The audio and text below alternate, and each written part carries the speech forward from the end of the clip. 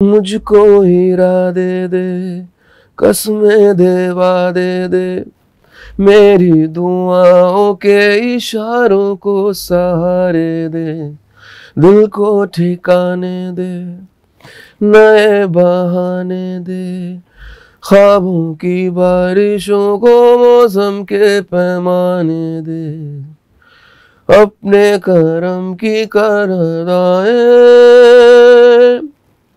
कर दे इधर भी तू निगाहें, सुन रहा है ना तू, रो रहा हूँ मैं, सुन रहा है ना तू, क्यों रो रहा हूँ मैं। हाय, मैं हूँ अंकित तिवारी और आप देख रहे हैं मैशेबल तोड़फोड़। सुन रहा है ना तू। अगर जितना भी आप लोगों ने सुना है तो स्टार्ट होता है गाना मुझको इरादे दे।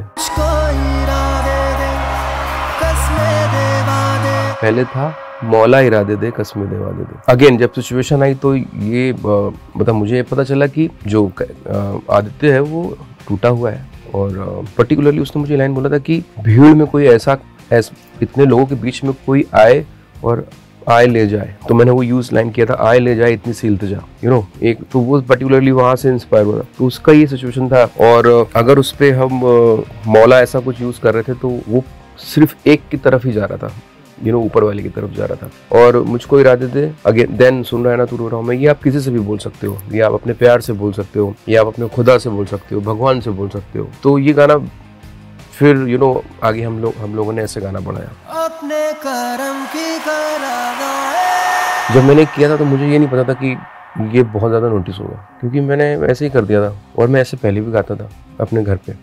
मैं बताता हूँ कि टेक्निक क्या है उसकी सिर्फ एक टेक्निक है। हमारे हारमोनियम पे, तानपुरे पे जब रियाज करता है कोई, मैं करता था या आज की जनरेशन करती है, तो सा पा सा खुलता है, ठीक है, सा पा सा।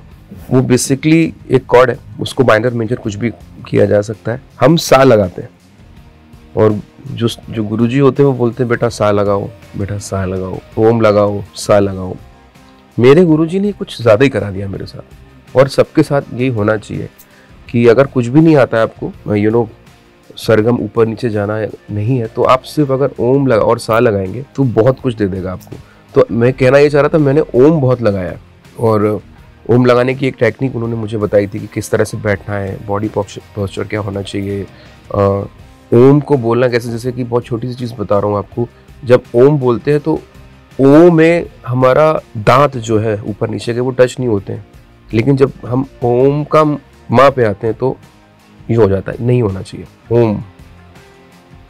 तो आपके जो दांत हैं वो आपस में लड़ने नहीं चाहिए, वो परफेक्ट ओम है। क्योंकि अगर दांत लड़ेंगे तो साउंड का आने का एक तरीका बदल जाएगा। दांत नहीं लड़ेंगे तो वो नाक से आएगा, कोई भी आप ट्राई करना। तो ओ से आपका ये कंट्रोल हो रहा है और माँ से आपका ये कंट्रोल हो रहा है। आप कभी गाओगे या मतलब गाने का काम है, सिंगिंग का काम है, तो ये दोनों साथ में चलेंगे। ये एक टेक्निक है। तो ये लगाते लगाते एक शायद कोई अलग सी पावर दे दी ऊपर वाले ने। ऐसा बोलते हैं कि फिल्म को लेके जब गाना रिलीज हुआ था तो उस दौरान पे ये बात हो रही थी कि फिल्म को लेके सिचुएशन पे गाना बहुत अच्छे से जाता है, जबकि स्टोरी ये है नहीं, ये तो पहले ही बना लिया था गाना स्क्रैच। और मेरा और मोहित सूरी का आगे भी जितना मैंने काम किया ना, कभी भी सिचुएशन पे काम नहीं किया हमने। मैं कुछ बनाता हूँ और मैं उसको सुनाता हूँ तो वो हो जाता है, और जब उसने मुझे सिचुएशन दी है तब वो क्रैक नहीं हुआ।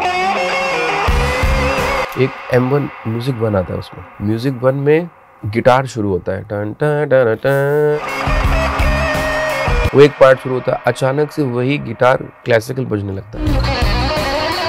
वो नीलाद्री जो जिटार बजाते हैं, हमारा कॉन्सेप्ट ये था वो पता ही ना चले कब स्विच हो, मतलब गिटार से जिटार पे कब गया वो पता नहीं चलना चाहिए। तो अब गिटार का प्लेइंग मतलब उसका जो नेचर है वो अलग है, सितार का अपना एक नेचर है, दोनों के नेचर को मैच करना था। और प्लस साउंड, मतलब दोनों वो इलेक्ट्रिक साउंड करने चाहिए। अब इलेक्ट्रिक गिटार तो इलेक्ट्रिक साउंड करेगा ही करेगा, उसमें कोई डाउट नहीं है। सितार का जिटार है तो वो भी इलेक्ट्रिक ही साउंड करेगा, लेकिन साउंड अलग होगा और डायमेंशन अलग होंगे, डायनेमिक्स अलग होंगे। वो मैच जो करने में वो थोड़ा सा हम लोग को टाइम लग रहा था, वो समझ नहीं आ रहा था कैसे करे क्या करे। थैंक्स टू एरिक पिल्ले की वो मतलब हम लोग बहुत बैठे थे, बड़े सारे ड्राफ्ट आए थे मेरे पास। और थैंक्स टू माई प्रोग्रामर ध्रुवदा, तो ध्रुवदा और हम मैं ध्रुवदा एरिक हम लोग बार बार बात करते थे, नहीं यार ये तो लग रहा है कि अलग सा कुछ हो गया, कुछ अलग सा हो गया, लेकिन फाइनली उसने किया।